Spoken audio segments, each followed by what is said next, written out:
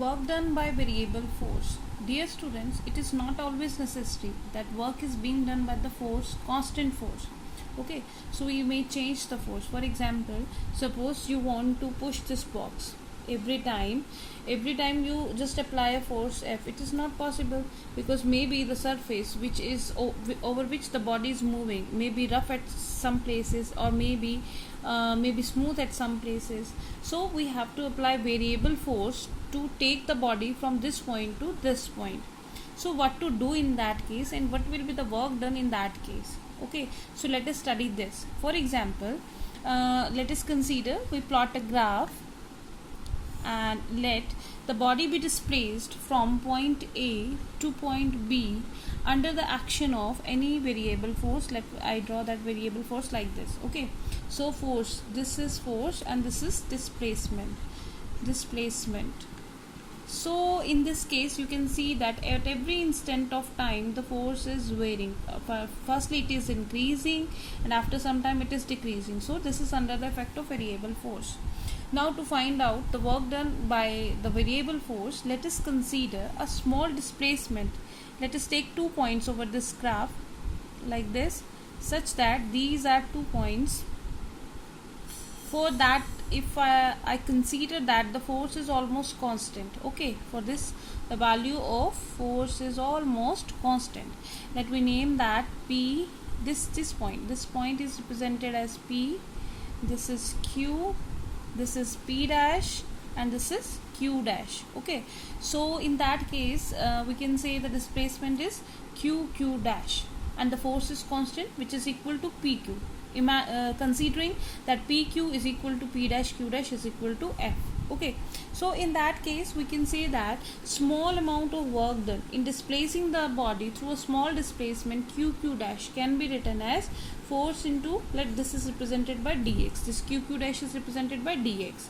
So F can be written as PQ and dx can be written as Q dash. So basically what is that?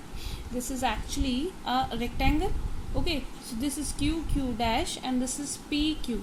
So what is that? PQ into Q dash is the area of this rectangle. So you can say this is area of rectangle PQ dash, PQ dash, P dash. Okay, so if we consider that these displacements is too finite, too small. Okay, limit we can say that limit this Q dash limit approaches to 0, means these are too small. So in that case these small displacements will make this curve.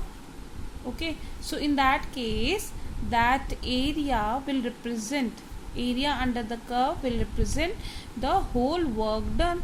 So in that case, since we have find out the work done for the small step, so total work done can be calculated by integrating. We know that when we are talking about the discrete, we find out the small amount of work done. When we talk about the continued body, we will talk about the integration. So integration is from A to B. So we'll write here A to B F into dx, which is area under the curve. We name this as O, B, C and D. So we'll write it as A, B, C, D, A. So it means in this case the area under the curve will give you the work done. Similarly, we can have the mathematical verification also. For example, the block is lying over here. Okay, and let these are the 2 positions from where we have to displace the body, and let these are intermediate positions P and Q. Okay, and this distance is ds, small displacement ds, and let force F is applied, which is variable force. So in that case the work done is given by F dot ds. We know that small amount of work done is given by F dot ds, and the whole work done can be found out by integrating it within the limits A to B, which is F ds, right?